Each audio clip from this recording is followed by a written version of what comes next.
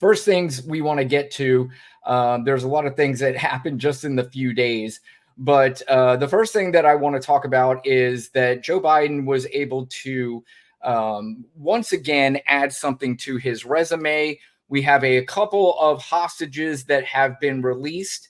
The Wall Street Journal reporter Evan Gershkovich and former U.S. Marine Paul Whelan were released in a historic prisoner exchange between Russia, the U.S., and Germany. President Biden said Thursday the swap was one of the largest between Moscow and Western countries since the Cold War. As part of the exchange, Russia also released Alsu excuse me for the name there, Kermasheva, I'm sorry, a dual U.S. Russian citizen and Radio Free Europe Radio Liberty journalist accused but not convicted of failing to register as a foreign agent. The Wall Street Journal reported that the three gentlemen left a Russian aircraft around 11 a.m. at an airport in Turkey capital. It's my understanding that they will be back sometime late tonight, where the president and the vice president will and seeing them there. Let me remove this. Sorry about that. I wish I had like a producer or somebody that can help me with all this stuff. But that, again, it's good news. And, Paul Whelan was a name that we had heard over and over and over again during the Trump administration, that he was going to get him released. This happened in 2018, where he was accused of spying and he was arrested and sentenced there. And this has always been a name. And then when Joe Biden took over, I saw a lot of MAGA people saying, why can't you get Paul Whelan released? That was back when Brittany Griner was detained, and everybody was like, well, you got Brittany Griner, but you didn't get Paul Whelan. Well, first of all, neither did Donald Trump.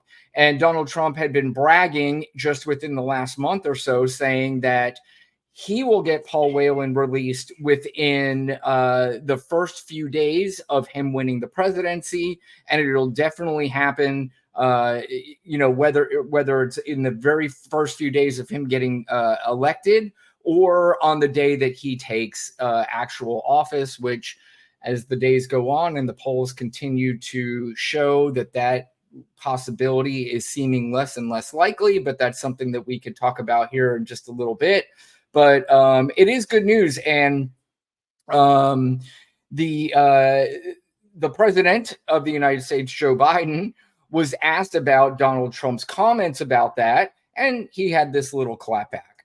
President Trump has said repeatedly that he could have gotten the hostages out without giving anything in exchange. What do you say to that? What do you say to President Trump now, former president? Why didn't he do it as president? Sir, what is your and walk away, boom, out. And you're right. Why didn't you do it as president? This is, of course, Donald Trump always talking his shit, and always acting like he's the big tough guy who's always going to do everything. But there's been so many things that he said he was going to do, and he never did it. And why people continue to fall for this over and over and over again is well beyond my comprehension. Baby Juggernaut has joined us. Thank you so much. I appreciate you always joining us.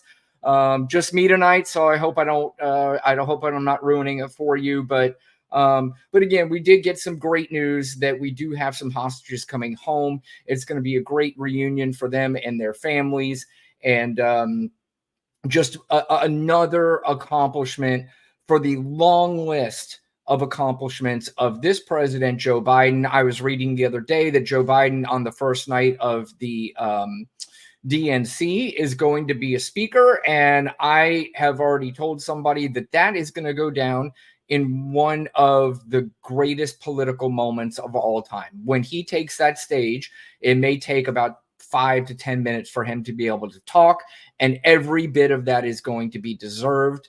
Anybody that does not understand at this point what Joe Biden has done for this country, and I'm not talking about even just as president, I'm talking about way before he was president.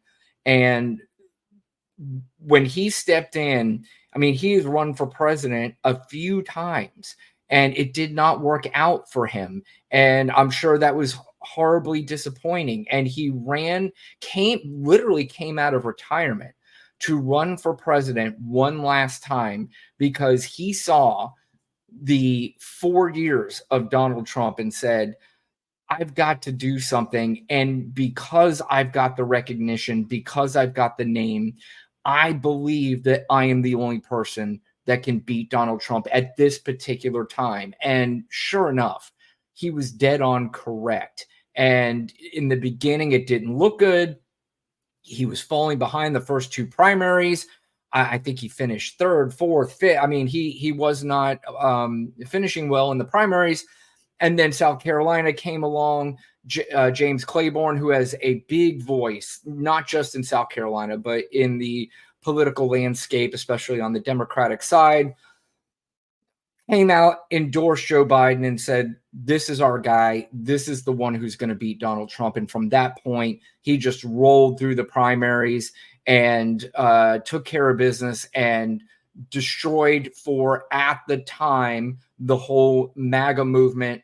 And in the 4 years that he was president, put together some of the strongest and best accomplishments of a president in our lifetime. I mean, he did it in 4 years. He did more in 4 years than a lot of presidents did in 8 years. So every bit of praise that Joe Biden receives is deserved. Every bit of vitriol towards this president is not deserved at all. And this is coming from people who just don't know better, and they refuse to understand and accept and acknowledge what Joe Biden has done for this country.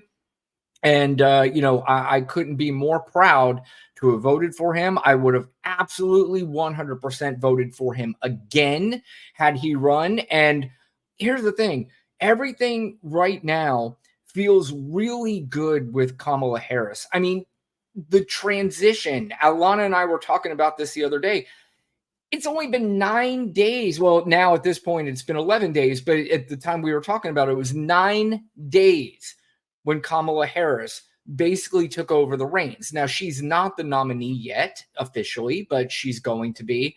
But in such a very short time frame, not only has she generated the excitement, but she is leading in multiple polls, which is unbelievable. It's beyond the expectations that anybody had. Even the ones who are saying we need Joe Biden to drop out of the race, it exceeds the expectations of what they thought would and could happen. And it is unbelievably amazing. But what I was going to say is, had Joe Biden stayed in the race, it would have been a rough 3 months. There's absolutely no question about it. He was falling behind in polls. But I do believe when it came down to the day we needed to vote in the next president, I still believe in my heart, and I might be naive and I might be wrong, but I still believe Joe Biden would have won. I truly do. But, we're at a different point right now. We're at a different place. And, everybody seems to be super excited. And I'm excited. I love everything that's happening right now. And, the one thing we are all clamoring for is this debate. We hope this debate happens. It's 50-50 whether or not it will or it won't. Lana and I have talked about this a few times, and, she's of the impression that it won't happen, and she certainly could be right. I'm under the impression that it will, because I just don't think that Donald Trump's ego will allow him, after the goading and after the everything that he's getting. I think eventually he will give in. But there is one reason why I think that he might not, and I'm about to get to that right now.